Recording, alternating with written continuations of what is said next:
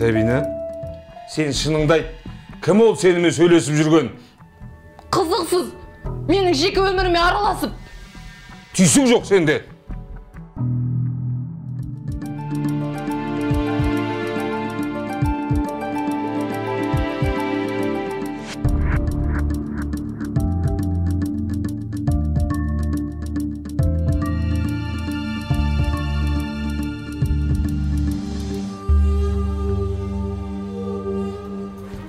Ей, сылаң сипанып қайда дайындалып жатсың?